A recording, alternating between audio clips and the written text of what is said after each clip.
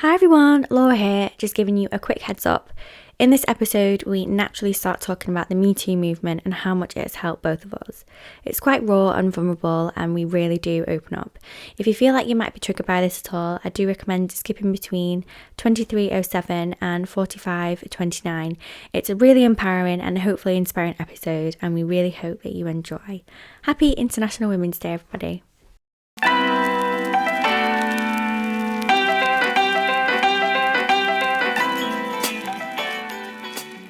Hello and welcome to another episode of the Do It For Yourself podcast. I am your host FOXANNE.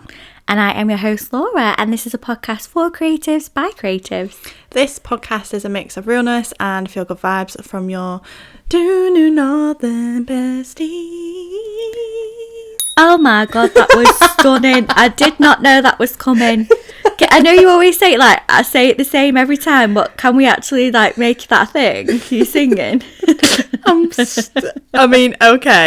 not a fabulous singer. I've got zero tone. No, I disagree. No, but I disagree. Yeah, so today, if you're watching this the day it comes out, Happy International Women's Day. Oh my goodness. Yay! International Women's Day for the women. Let's celebrate each other. This is like, I'm really excited about this one. I'm excited about this one. I was planning it last night and I was like, oh my god, it's going to be such a good one. Yeah. It may be emotional, maybe not. I don't know. It depends on. Probably will be. It's me. Because that's on me. I'm so emotional. But yeah, no, so I wanted to start the podcast by explaining a little bit more about what International Women's Day is, what it means, who it's for. And yeah, shall I take it away? You take it away, Roxanne. On internationalwomensday.com, I went on there and I wanted to hear it from the originators of the day. So they say International Women's Day is a global day celebrating the social, economic, cultural and political achievements of women. So the day also marks a call to action for accelerating gender parity. And if you're like me and you did not know what parity means, I don't know what it means either. Please enlighten me. The state or condition of being equal, especially as regards to status or pay. Significant activity is witnessed worldwide as groups come together to celebrate women's achievements for women's equality. So if you didn't know, the 8th of March, which is today if you're listening, is International Women's Day. And the day is used to celebrate women's achievements, raise awareness about women's equality, lobby for accelerated gender parity and fundraise for female-focused charities. I love it.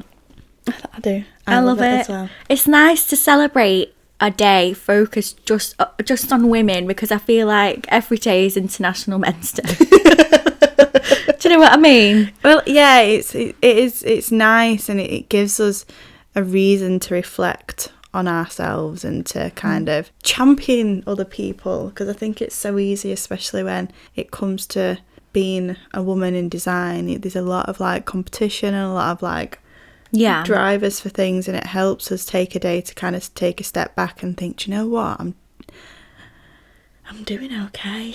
Yeah, we're doing all right. Yeah. And there's so many people around us that are doing amazing as well, and it's so great to just like, celebrate each other and celebrate being a woman, because we are magical. Do you know what I mean? We literally make life. We do. So something I did want to say is International Women's Day, they usually have a different campaign each year, and for 2022 the theme is #BreakTheBias, and this is a quote from their website. It says, "Imagine a gender equal world, a world free of bias, stereotypes and discrimination, a world that is diverse, equitable and inclusive, a world where difference is valued and celebrated. Together we can forge women's equality. Collectively we can all #BreakTheBias." I love that so much. Like, what a world that I was reading that this morning, and I was just like, what a world that would be. Like, I feel like for me, like, the best world ever would be like lying in a field filled with like animals wanting to love me, and like, and knowing that everybody out there, even though they're not with me, everybody out there just loves each other equally, and everyone has equal opportunity. Like, and just lying there knowing that everyone's okay. And I feel like maybe that's what, if heaven's real, maybe that's what heaven is. Everybody's just okay. Everybody's living their best life, and That's a perfect world. That's what we can all Yeah. hope and dream for. Also, I just thought then, I said that women are magical and like we create life. Yeah, but not all women. I just realised, I thought I just want to obviously say that not all women can make life. I just want to make that apparent. Trans women are women. Women who can't give birth are women. Yeah. And that's what I wanted to say. I love everyone. I love all the women. And the non-binaries, yeah. Yeah. I hope that we can make sure that we're inclusive in this. I know. But apologies, we are human. If we do make any mistakes, apologies. But we do believe that, if you're a woman, you're a woman, and we love you. We do. Yeah, we're not, what's the face? Harry Potter woman. Why have I forgot her name? J.K. Rowling. Yeah, J.K. Rowling. I forgot her name because she's not relevant anymore. So what we wanted to start off with was we've each picked 2 of our most inspiring women, the women that inspire us the most, and we're going to talk about them and why they inspire us. So Roxanne, do you want to start with your first one? Yeah, so if you're watching the YouTube version, if you see me looking down, it's just because I've got loads of notes on my phone. I'm not being rude. So my first one is Frida Kahlo. We all love Frida. We all love Frida. I absolutely love Frida. So Frida, if you do not know, Frida is a Mexican painter known for her paintings and self-portraits. She was inspired by her life, nature, and artifacts of Mexico. She explored topics of post-colonialism, gender, class, and race in a Mexican society. When I was in college was the first time feminism was ever brought up to me, or if it wasn't the first time, it was the time where it sunk in the most. It was the time I can remember, because I was looking into like sex and gender and stereotypes and relationships and like mental health, and then one of my tutors was like, oh, you need to look into like feminism, you need to like get to know what feminism is. And I was like, what even is feminism? Like, what is this? Yeah. It was just, where I grew up, it wasn't really something that anybody spoke about. I didn't really know it was a thing. Yeah. Which I think is quite late, really, being, 16, 17, or is it? Yeah, I don't but know, then really. it was like 10 years ago. I feel Oh, like God. I only really started to know about feminism when I was in uni. Yeah. I feel like. Yeah. I don't know. I feel like it was a gradual thing for me, I reckon. Yeah, I don't know. It was. So then I was looking into feminism, and then I needed to find an artist to link my project to. So I was like, feminist artist. She came And up the obviously top. Frida popped up with her floral head garland, and obviously floral headwear was fashionable then.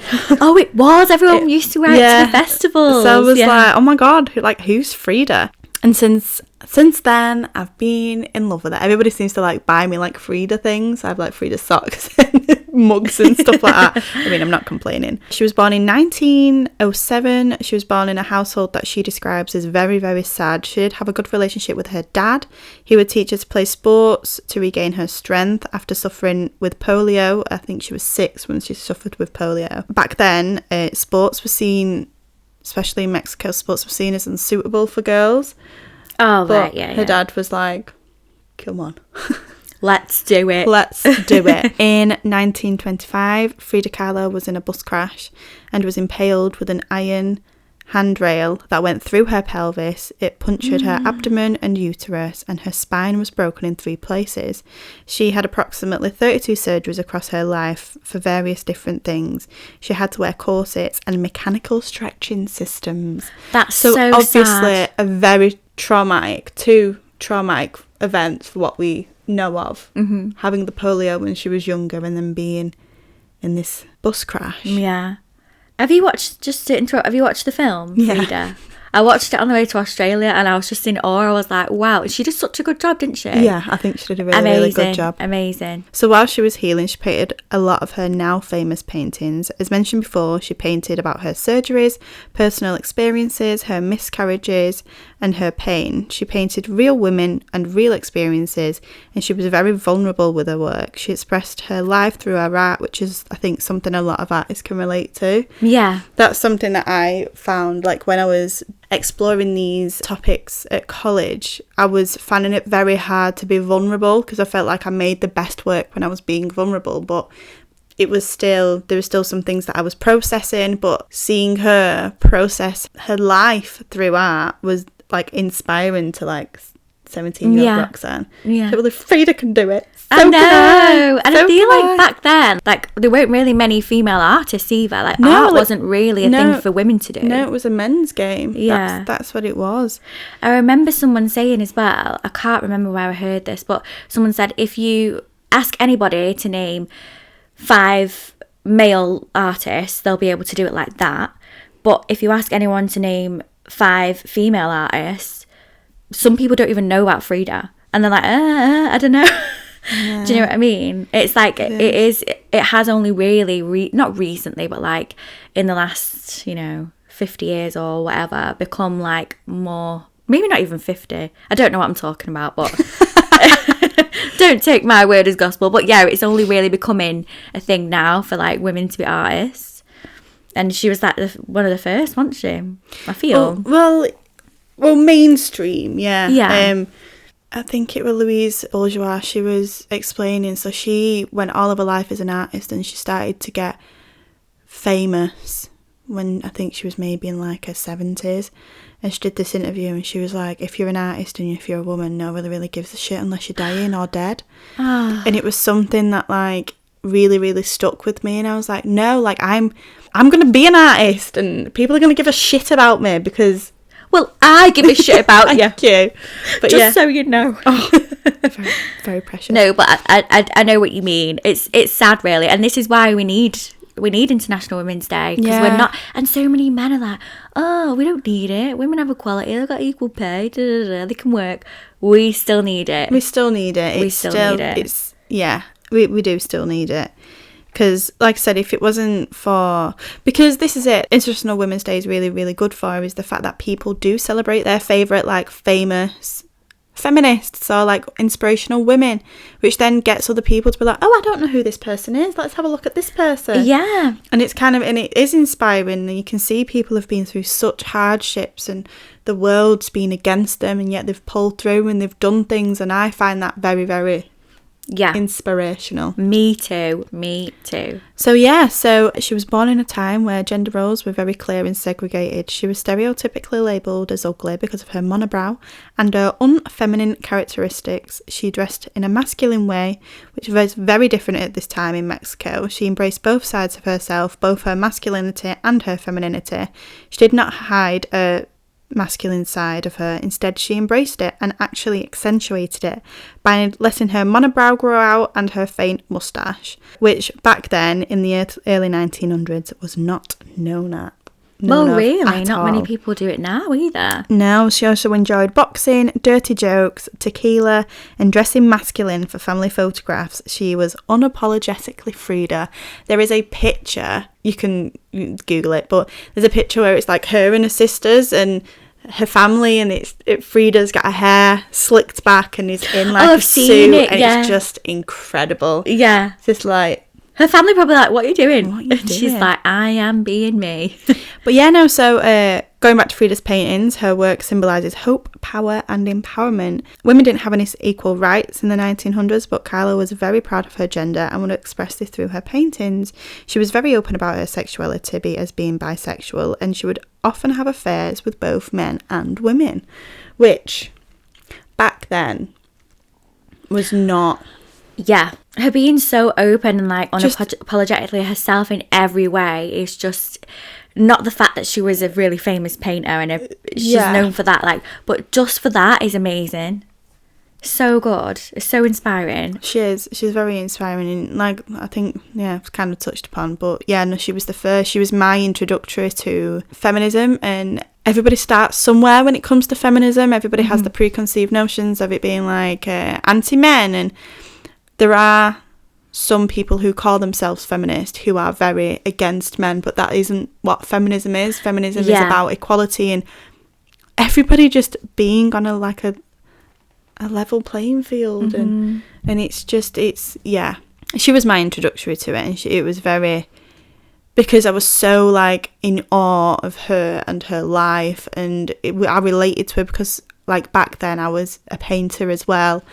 It was someone who, it was kind of a very easy way for me to get interested in Frida and to get interested into feminism and to get interested into women's rights and being open and being true to myself, like as a painter, and being like, having someone to look up to and having someone to be like, if Frida can do it, however many years ago. Yeah, when times were so different as well. So different, yeah. She's like gone against the odds, and like a lot of people who would have gone through that awful ordeal in like the car accident, the bus accident wasn't it?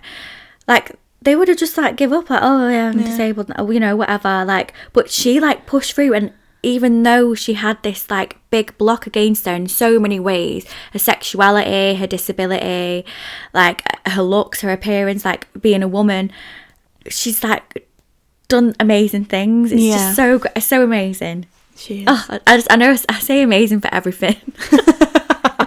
That's amazing, but it is. I don't use it lightly. I know, I do. I think she's fabulous. And bloody fab. Yeah, she is. So my first inspirational woman is Malala Yousafzai. I just think, obviously, if you know who she is already, you're hearing that name and you're thinking, yes. She's just like an absolute, just, when I think about her, I just think, how can someone be so, and I'm going to use the same word again, amazing. Like, how? I just don't understand. So if you haven't heard of her, I'm going to introduce you to her now, and are you ready to have your mind blown? Because I wouldn't be ready, me. So she was born in Mingora, I think that's how you pronounce it, Mingora, in Pakistan in 1997. Her father was a teacher and ran a girls' school in their village, which is sort of unheard of over there, because I feel like it was all about boys being educated, but not girls. And that's like, I'll go into that in the story. In 2012, she spoke out publicly on behalf of girls and their right to learn, and this made her a target. So she became an activist, essentially. Probably really inspired by her dad, which is amazing. Yeah. Amazing again, sorry. I need to think of some new words. It's either fabulous or amazing. Yeah, which is, fabulous. And yeah, so it made her a target. So obviously the Taliban saw her and they were like, no, we don't want girls to learn. And you know, she was a target, which is sad, really. I mean, I'm trying to figure out how old she was when this happened, but I know she was a teenager. So in October 2012, on her way home from school, a masked gunman boarded her school bus and asked, who is Malala? He shot her in her head, which is like absolutely just shocking. How a man can do that to a young girl. I've just gone cold. Yeah, I did a bit actually. I shivered a bit. It's just awful even just thinking about it. She woke up 10 days later in a hospital in Birmingham, England, so they transported her to England. The doctors and nurses told her about the attack and that people around the world were praying for her recovery. So it became like a big new international news story. Luckily, obviously, she got the treatment she needed, and it didn't go through. It didn't go through her brain. It was just, I think it says here that it was the left side of her head, so it like sort of must have skimmed her head. So to anyone, like, that would just make you stop what you're doing. Do you know what I mean? You'd be thinking, it's dangerous. I don't want to do this anymore. But in 2014, after months of surgeries and rehabilitation, she joined her family in her new home in the UK. So grateful that we were able to do that for her. And it just says here, it was then I knew I had a choice. I could live a quiet life, or I could make the most of this new life I had been given. I determined to continue my fight until every girl could go to school.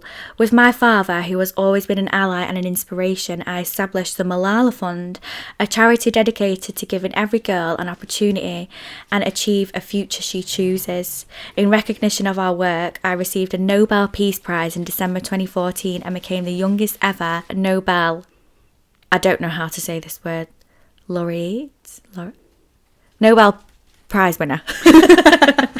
Which is just like a Nobel Prize for her activism and her work. And she obviously became a bigger target because of all this. She had like so much media attention. Just it's as if amazing. She thought that her values and what she wanted do with her life was bigger than her life, if that makes sense. Yeah, like, she yeah. I find that completely like selfless. Oh yeah, like she got shot in the head. That like, you can't get so close to death. The PTSD she must have from that, yet she still was like, nope, this has given me a platform, obviously because of everybody was worried about her and wanted to. She was in the mainstream media without her knowing. She was like, right, now I have this platform, I'm going to use it to... Yeah, so she could have led a quiet life, which nobody would have questioned. No. Do you know what I mean? No. A lot of people would have. I don't know what I would have done, but I'd be freaking out and I'd be very scared. But obviously, because of all the media attention that she had, she was like, I could do even more amazing things with this. Yeah. It's just, like, it gives me goosebumps. Yeah. I think, like, Malala, you just... Is there anyone more incredible than Malala? I don't know. What's that quote from Oprah? I don't know a better woman. No, I don't know anyone better. Something like that. She's like crying about her best friend. I don't know a better I have woman. No idea what you're on about. I'll have to show you later. You're going to have to show me. It's like, you know, do you ever follow Saint Hoax? No. Oh my God, you don't follow Saint Hoax? She's like, you need to follow Saint Hoax. So she always uses that with memes. I don't know. Let's have a look. I'm going on. Have you got her? She's so quick, and every single meme, like, she must just have like a massive folder of all these memes that she can use. So good. Oh, it's I don't know a better person. So every day she fights to ensure that all girls receive 12 years of free, safe, quality education, which I believe is a human right. Yeah. She travels to many countries to meet girls fighting poverty, wars, child marriage and gender discrimination to go to school. The Malala Fund is working so that their stories, like hers, can be heard all around the world. And in 2020, she graduated from Oxford University. Amazing. I know. And so she studied philosophy, politics and economics at the University of Oxford. Obviously, it makes sense that she would continue on her education and, you know, go to Oxford. But what an amazing story. What an amazing story. Yeah. They should make a film about Malala. Yeah, I'd watch it. I would. I think it'd be, like, just as good as the Frida one. 100%. It would be so good. And do you know what? This is why we need International Women's Day, because like that I've just read, there's still child marriage, gender discrimination to go to school, girls fighting poverty. You know, people can't get out of poverty because they can't work, because they're not allowed to work. They have to marry a man and then they're in, do you know what I mean? Yeah. And it's like cycle. It is a cycle. And, you know, just because it sort of feels like we're okay in our little world, in our bubble in the UK, doesn't mean that everybody else in the world is. We put our blinkers on and we seem to just ignore everything that's going on in the world as well. Yeah. Which I think International Women's Day raises what's going on, makes us like, it's as if like we're constantly looking down, but International Women's Day gives us an excuse to look up and to realise everything else that's going on in the world. My second lady is Tarana Burke. This one is very, very close to my heart, this one. So she is an American activist who started the Me Too movement. So, in 2006, she started using Me Too to help other women with similar experiences stand up for themselves. Then, 11 years later, in 2017, Wow, I didn't realise it was good. Wow. Yeah, Me Too became a viral hashtag when people were using it to tweet about the Harvey Weinstein sexual abuse allegations. The hashtag then became used more broadly and became a well-known international phrase for people to use if they have been in similar experiences. So, I watched her TED Talk. I've watched it a few times now, and it gives me goosebumps every time I watch it because of her passion, empathy and her vulnerability, and the way she calmly does this talk is almost chilling. It's not, I don't know, because it is so calm, it makes it more emotional and more powerful. Yeah. So, I wanted to share some things with you that she says. Please go watch. We'll leave a link to the TED Talk in the description or the show notes. But she says that this is a movement that is saying enough is enough and we are stronger together. She also says, and I quote, "It's hard not to feel numb.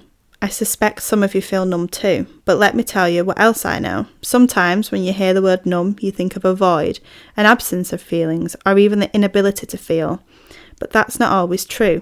Numbness can come from the memories you can't fight off when they creep on you in the middle of the night. They can come from the tears that are locked behind your eyes and that you won't give yourself permission to cry.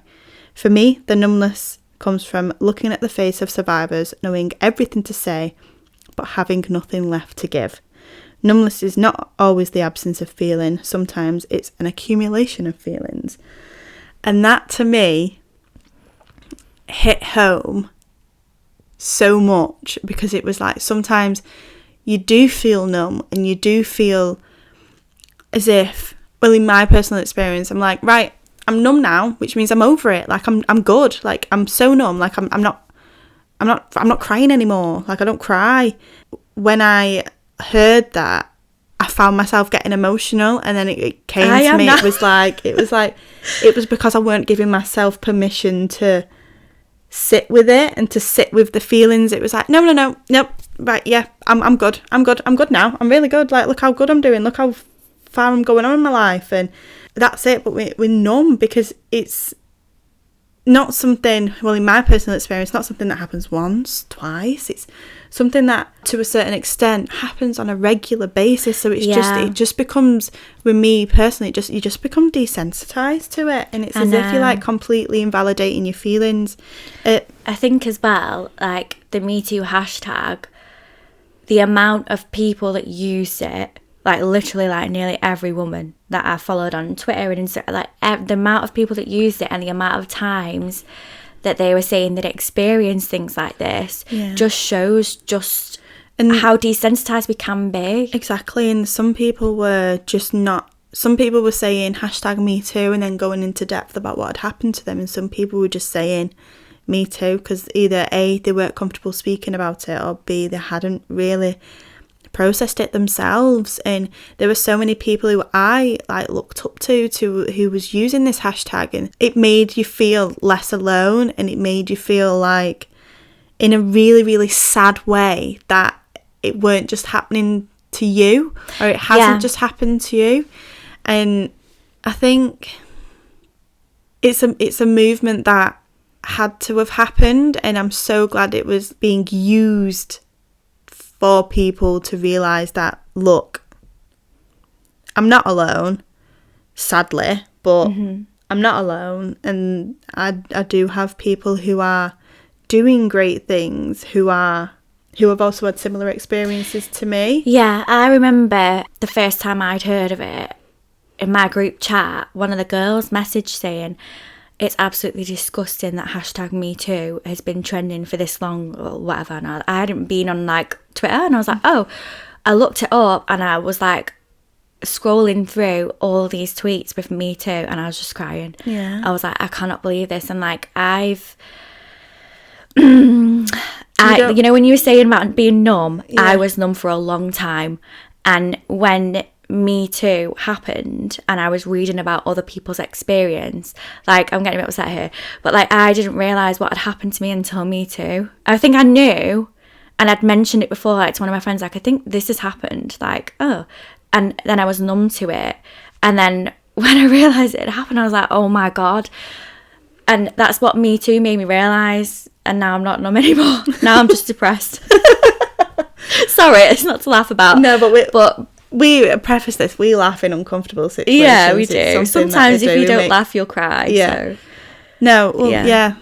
It changed my life, Me Too. Yeah. It really did. I think it did that for a lot of people as well. And I think for me, it had been years and years of... Well, yeah, no. So... Say what you want to say. No pressure. For me, it was the validation I needed because I was hearing similar stories to mine. Mm-hmm. And it was it was still similar stories to mine, and it gave me the validation I needed for me to process. I think that's something that is very common in survivors, is we almost invalidate ourselves, or we completely block it out of our memory. Because I know that's what I did, and you start questioning yourself, being like, did I make it up? I blame myself. I'm like, oh, it's my fault because I let it happen. Oh, that's the worst thing. If you're listening to this, please don't ever blame yourself. So with this TED Talk as well, I wanted to share something else that she says. She explains that Me Too was started as a way for all survivors to be supported, but the media ran with it, and it's being talked about as if it's a vindictive plot against men. She feels that Me Too movement that is sometimes spoken about is now unrecognisable to her. But she goes on to explain that the movement is about the 1 in 4 girls, the 1 in 6 boys who are sexually assaulted every year, and carry that into adulthood. It's about the 84% of trans women who will likely be assaulted this year, and the Indigenous women who are 3.5 times more likely to be abused, and the 60% of black girls who will experience sexual violence before they turn 18. And it's about the thousands and thousands of low-wage working who are being sexually assaulted right now at jobs they cannot afford to quit. This is a movement about the power of empathy, and it's about the millions of people who have raised their hands to say Me Too. Like I've said, I would recommend watching that talk. I would put a massive trigger warning to avoid the comments on that video. I was reading them when I was doing some research for this episode last night. I was like, well, let's have a look at the comments, and they are just disgusting. Some of the majority of the comments on there are vile, and as in like women's experiences or men being horrible. Just people being horrible and just making awful, vile remarks, and it further like proves and shows her point to be like, that's all they're doing. They don't realise it. This is literally the whole point of this talk. You're coming onto these YouTube videos and you're commenting such vile things. I won't go into what some of them are, but I would say a massive trigger warning to the comments. So she went through some awful things as a child and a teenager, which inspired her to work and improve the lives of girls who go through the same things, and also girls who live in marginalised communities. So Tarana is currently a senior director at Girls for Gender Equity. She organises workshops to help improve policies at schools, workplaces, and places of worship. And she focuses on helping victims to not blame themselves for sexual violence. So just going back, Me Too really helped me not feel alone. And it gave me the validation that I needed, and it helped me to process and to acknowledge and to kind of come to terms with what had happened. It's a lot, isn't it? It is, and I think the mind does play tricks on you sometimes, where like we've said, where you think, oh, I think am I over exaggerating? Did I take it the wrong way? Did I do this? Did I do that? And it was that for me, and it was Me Too, and it was, like I said, reading the similar stories to mine and reading things that were going on and being like, because at first it was like, I should not have put myself into that situation, I should not have done that, and I should not have done this, and it was because it weren't freely spoken about, and you always, and it's like most things, it's like, oh, I would never put myself in a situation like that, I would never do this, I'm such a strong-willed person, and then when it does happen to you, you're like, what? It's weird, isn't it? And like for me, mine went on for a long time, and even during that time I was like, I would never get myself into that situation, but I didn't realise it was actually happening to me. Mine was coercive, so I did give consent, but it wasn't free. Like I was convinced and emotionally manipulated into giving consent. So I blamed myself, and I was like, well, I did that because I did say yes. But then I realised when I was reading everyone's stuff, oh God, no, like this was not okay. And then obviously like years later, I went to therapy, and it was the like you're saying, the validation I needed to say, this is awful, everything you're telling me is overwhelming, like it's terrible, it's disgusting, it's abusive. I was like, oh shit. And that validation hit me like a ton of bricks. But that validation, knowing that it's not your fault, is just invaluable. And that's what, like, we didn't really have a platform to be able to say all these things, like all these women and men, like, who were explaining what had happened to them through the Me Too movement. Nobody really, before that, if anyone would have put on the stories or, like, you know, a tweet saying this has happened to me, it'd be like, oh wow, like, whoa, they're sharing that's crazy. But the Me Too movement gave us an opportunity to be able to do that. It opened the door for us to be able to, like, came back again with the Harvey, obviously, like 11 years later. Oh god, yeah. With the Harvey Weinstein, and those, like, brave people who came out about everything, they opened the door for us, quote unquote, normal folk to kind of walk through as well. And our status didn't mean anything. It was like we were stripped to our core, and all of our souls were just laid out, and we was just all expressing and sharing, whether it was like online or just to ourselves, or we would open up to family members. But it was the opening that I know that I needed, and the validation that, give me a hand. The validation that I needed to be able to come to terms with everything and stop playing it off as a joke. Because it's so easy to do that. That's what I did at first.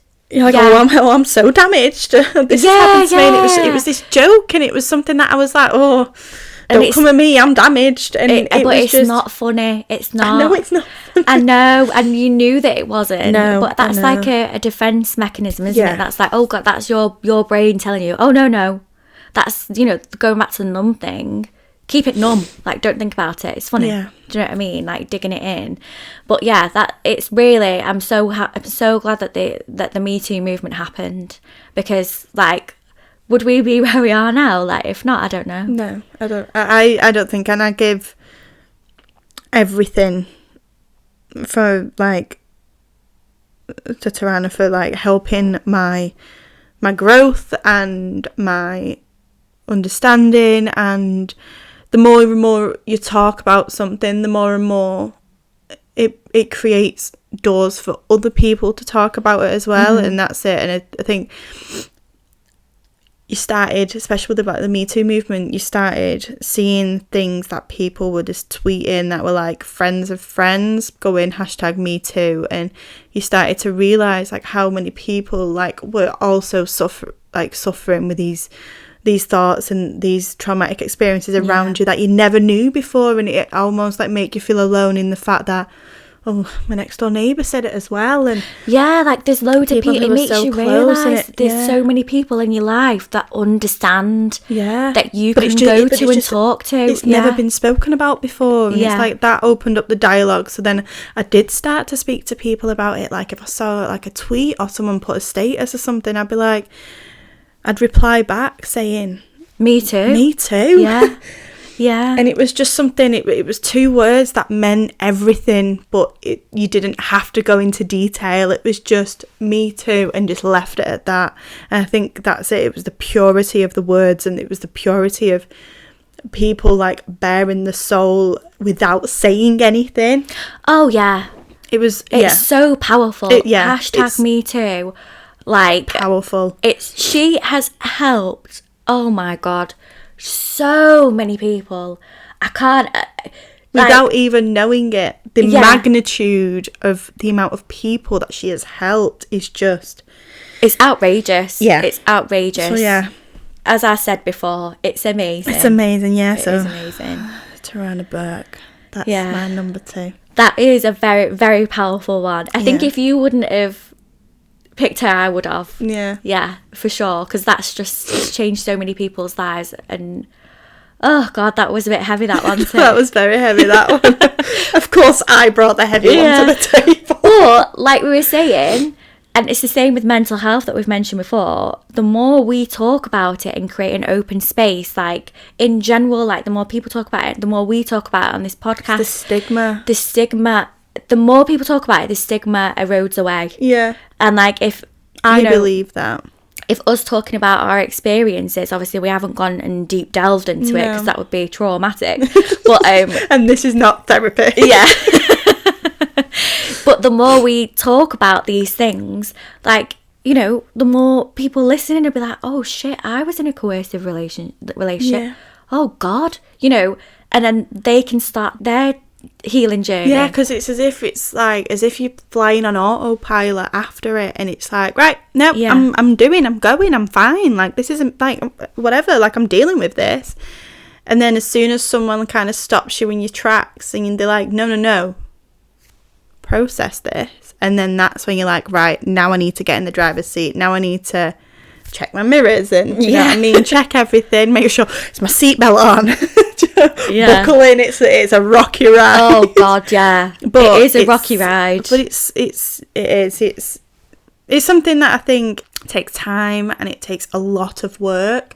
But it's so worth it to be able to process what's happened. And I was just going to say, for me, I'm still in the driver's seat, rolling down a very steep hill, trying to find my seatbelt. Is that how you feel? That's me. But I know that I'm going to get down to that bottom and I'm going to get my seatbelt on and I'm going to be okay. And I love that. That's a really great metaphor. Is that right? Metaphor? Maybe. Metaphor? Analogy? I don't know. For me, I do feel like I have majority processed it. I think I'm near enough on the other side, if that's even a thing. But it's still something that does upset me whenever I bring it up, which is normal. That is normal. It's an emotional process, and there's no, like you said, healing is not linear. You kind of fluctuate, you go through things, and sometimes for years you can be like, yeah, I'm processed this, like this is processing, and something might happen, but that isn't you going back 10 spaces. That's you being a human and just having emotion and empathy to your past self. So one thing that my therapist told me, so I said, why do I keep crying every time I talk about this? Like, and I'd been going to therapy for like 6 months at this point, every week. I was like, why do I keep crying? And she was like, Laura, she said, you can be healed from something, but every time you think about it, you can cry because you're going back to that moment and you're thinking about it. She was saying every single time you watch Bambi, people cry when the mum dies, even though you know it's coming, you know the Bambi's mum's going to die, but you still cry because it's still sad. Like, she said, you're always going to cry about these things and that's okay. She was like, it doesn't mean that you, like, you know, like you said, 10 steps back, that's what it reminded me of.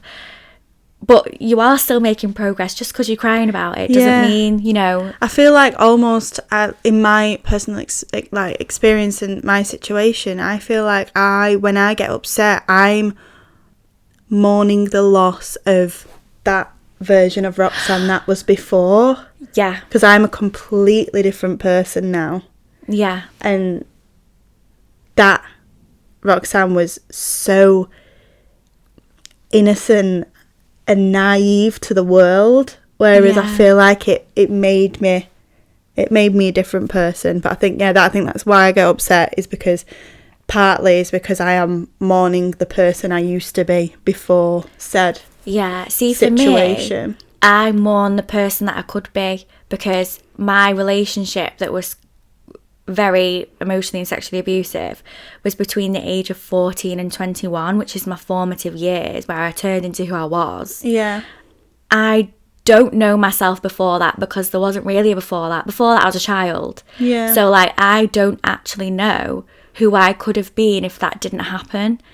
And that like kills me, and I mourn for my childhood because my childhood was taken away from me. Do you know what I mean? Yeah. So I resonate with you there, but like I'm like, who was that? Yeah. Who was I? Who am I? Do you know what I mean? Yeah, and I think as well, it's something that I felt like it was, I felt a bit like I said before, like I'd make jokes about it, but like I felt like I was damaged, and I felt like I didn't really want to tell anybody, or I didn't really want to admit it. And then that sounds like you're victim blaming yourself, though, yeah, because it's like, you're putting the emphasis on yourself, like, I'm damaged, like something's wrong with you. Yeah, and I think, I remember when I brought it up to Max, and I told Max about it, and he was just so caring, and I'd built it up to be, for me to, I thought he was gonna leave. I thought he'd be like, oh, you're gonna, oh, like, I don't really want someone like that. But he was like, okay. He was like, and I want you to know that I would never be that person. We can now move forward, and now I thank you so much for telling me, but that's lovely. I'm not going to do that, and you're safe with me. Yeah, and that's what you need, isn't it? That's what you need. Yeah, and it's good that you were able to talk to him about it, and that's what I think Me Too's done for so many people. Yeah. So many people. It's just open that door. Yeah. Open the door. Open the door. But yeah, no, so yeah, that's mine. Yeah. Wow. Okay. Heavy. I'm going to go into something a bit less heavy. I'm going to say Lisa from Simpsons. Yeah. Do you know who I was actually thinking about picking? I was thinking about picking a character. Have you watched Parks and Recreation? Yeah. I was going to pick Leslie Knope. I feel like you've not watched Parks and Recreation. I have.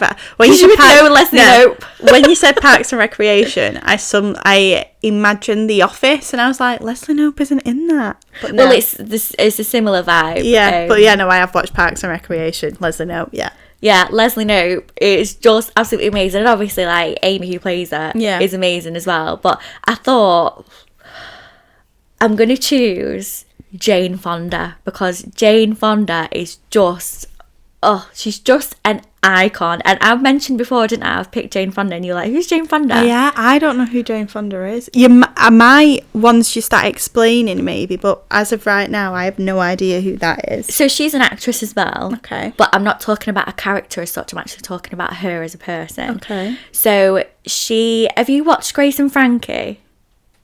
No. You've got to watch Grace and Frankie. No, it's on Netflix, and it's about these two older ladies. They don't like each other, but the husbands are best friends and they work together. And then the husbands take them out to dinner, and they're like, oh God, I'm not going to see Grace. Oh, I don't want to see Frankie. Like, because it's just so different. And you're not ruining it. This is not massive spoiler alert. No, this is like the first episode. This is what it's all about. The husbands go, just so you know, we're both leaving you. We've been having an affair for 20 years and we're going to be together. And they're like, what? In the middle of this restaurant? And then they end up being... What a place to do it. I know. And they end up being like best friends. And that's what it's all centres around, their relationship. And it's amazing. Yeah, wow. It's so good. And they're older, and they create like vibrators for older ladies that have arthritis in their hands. Like, it's just the best. But Grace... why haven't I watched this? Amazing. Like, and it's just so feel good, because like I know that the husbands have like left them, but like they're so great as well, and they end up getting married, and like I'm not like living their authentic life it's just lovely. I know that they betrayed them, but it's just lovely to see them living their authentic life. And I'm like, oh my God, how did you not see that they were gay together? Yeah. They're perfect for each other. But yeah, it's amazing. And Jane Fonda plays Grace, and it's funny because Frankie is like the hippie, like activist lady, and Grace isn't. She's not really into that. But Jane Fonda in real life is like a super activist.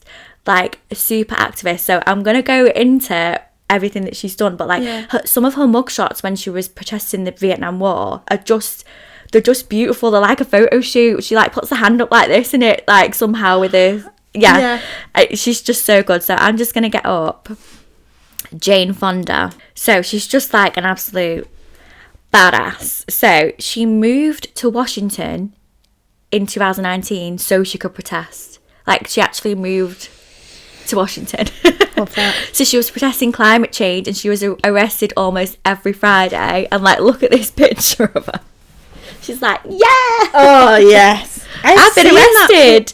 And she's like, in all of her mugshots, she looks so happy to have been arrested. She's like, yes, I've been arrested, and I own it. Like, it's amazing. she couldn't accept her BAFTA award in person, so she did it while she was being arrested. So there's a video of her being arrested, accepting her BAFTA award. She didn't make the ceremony because she wanted to protest. I love that. I know, she's just so great. It says here, I didn't know this, she accepted her Oscar for Coming Home, which is a film, in sign language to acknowledge and honour people with disabilities. I know. So in the 1970s, she was asked if queer people were being wrongly discriminated against, and she said, absolutely, culturally, psychologically, economically, politically, gays and lesbians are discriminated against. They are a powerful movement. They don't need me, but they like me because they know that by working together we can be stronger. We can be stronger together.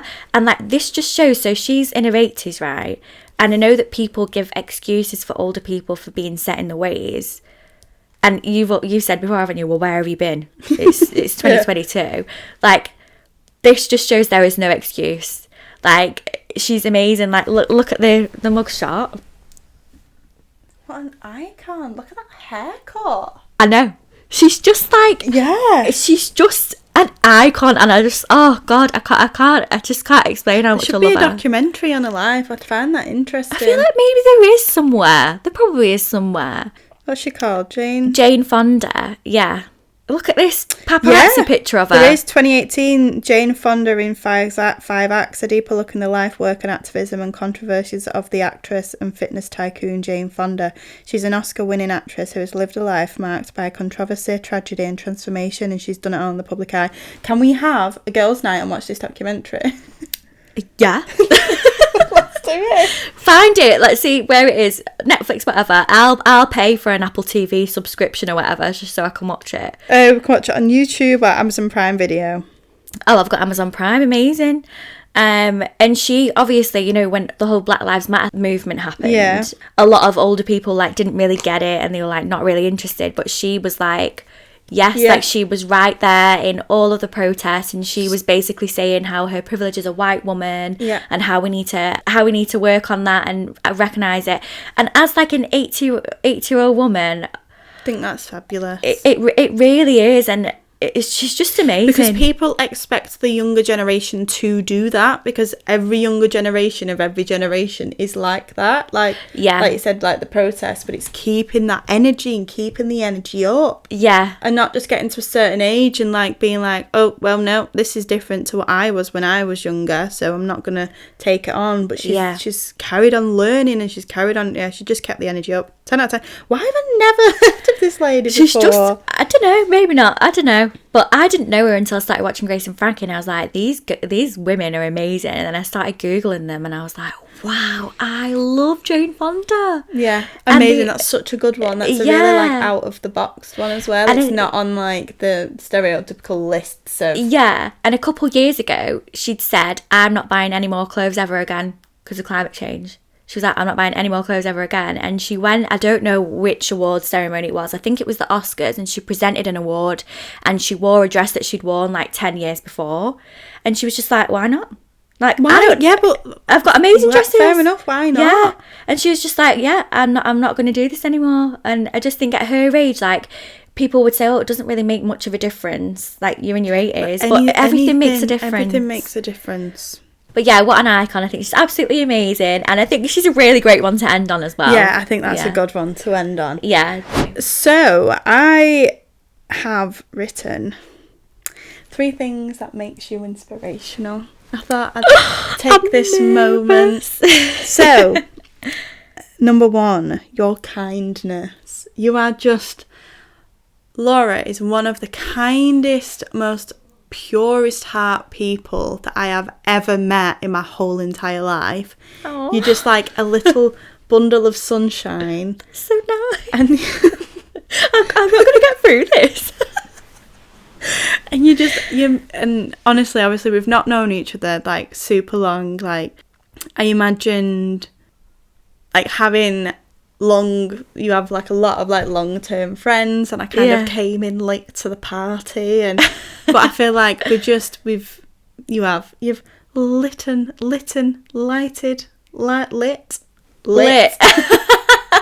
you've lit up my life And you're just very kind, and you make me want to be a better person.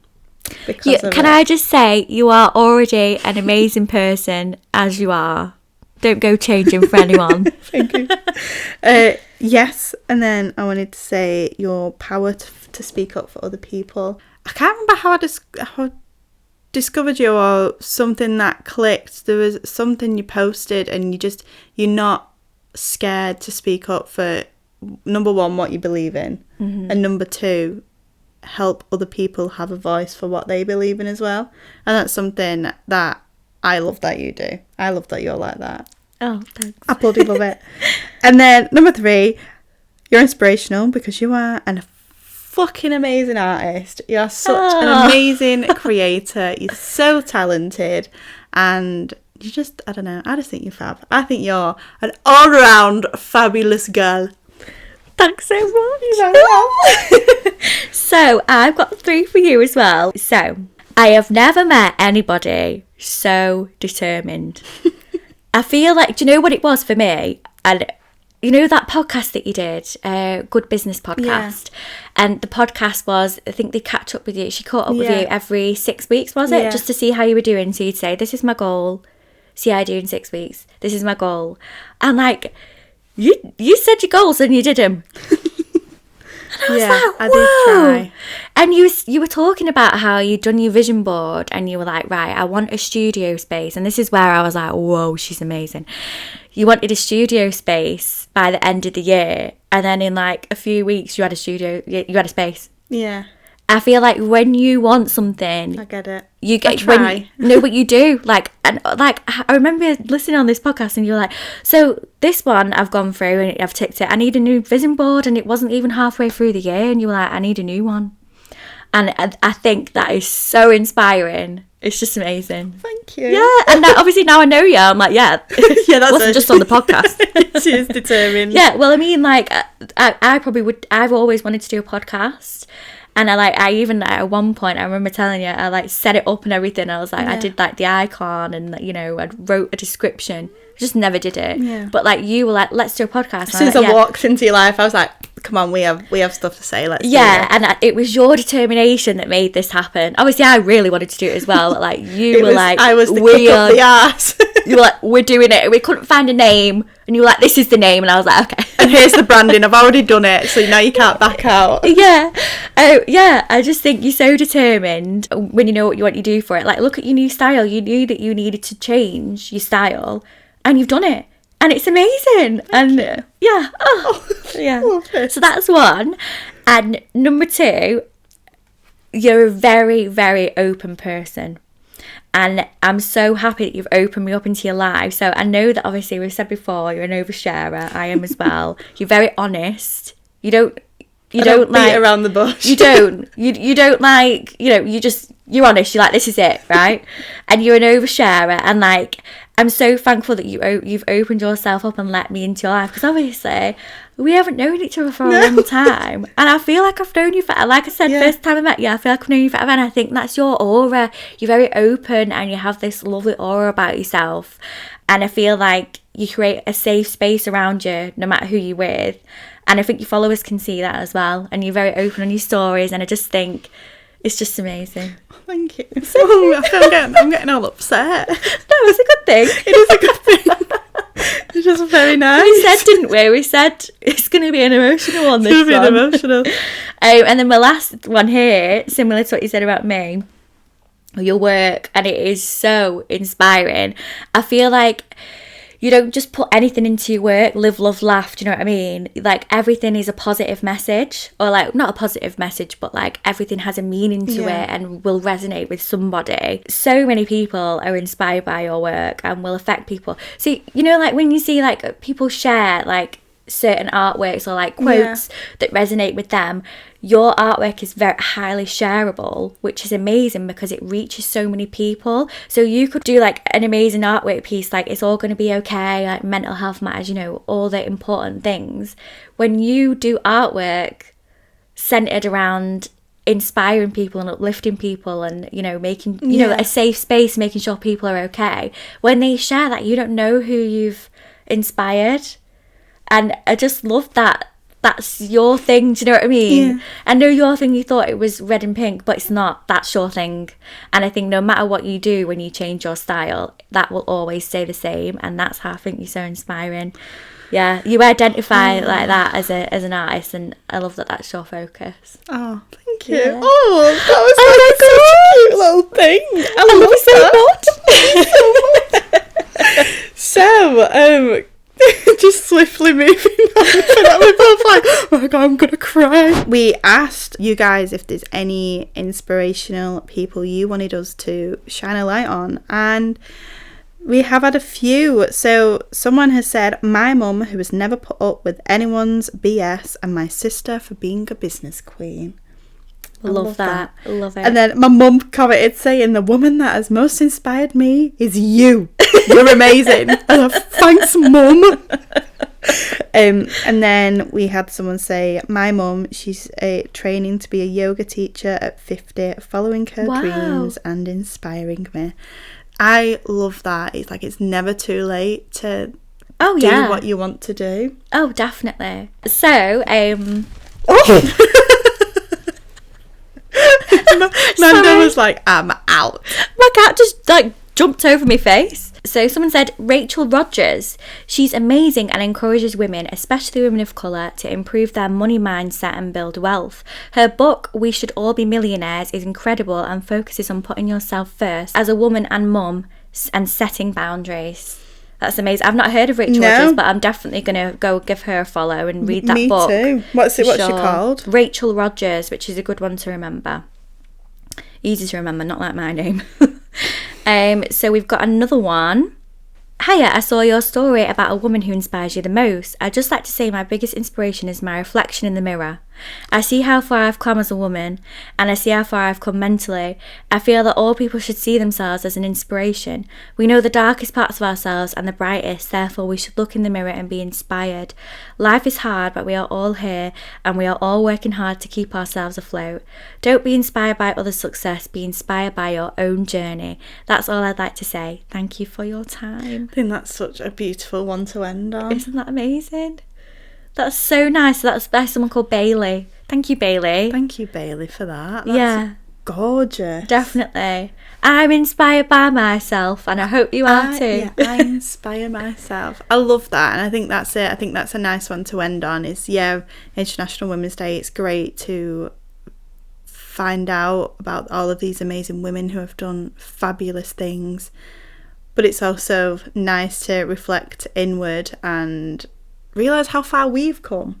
Yeah, I'm a sucker for that, I think, if that's the right word to say. Like, I always think about how far I've got to go. Yeah. And I never think about how far I've come. I always think about what I've not got, which is not very good for, affirmations. No, definitely not. Yeah. So, I hope you have enjoyed this podcast. I mean, enjoyed, maybe not the right word. I hope it's not. It's been a roller coaster. Yeah, it's been a bit of a roller coaster. But yeah, you can find all of our links and details in the description or the show notes. Follow us on Instagram, Do It For Yourself Podcast. So you can follow me on Instagram at FOXANNE_. You can follow Laura at Laura Francis Heisman. But like I said, everything. I said your last name wrong then. Laura Francis Heitzman. Yeah, I did not. You said Heisman. Yeah. But that's all right. I just thought you were speaking fast. Maybe. I don't know. Yeah, all of the details will be in the description, along with any important links for you to go and check out International Women's Day or any of our female-led charities that we want to kind of showcase. So, yes, I hope you've enjoyed this episode, and we'll see you next week for another episode of the Do It For Yourself podcast. Goodbye. So see you next Tuesday. I was thinking I've been speaking a while. You can say, I'll let you do the see you next Tuesday. Go on. So in the nicest way possible, we will see you next Tuesday. We've got a good one next Tuesday, actually. We've got Mimi coming in, Mimi Frizzles. Yes, so amazing. Yeah, get ready for hers. We filmed that already and it was fantastic. It was amazing. Yeah. All right, amazing. See you next Tuesday. See you next Tuesday. Bye.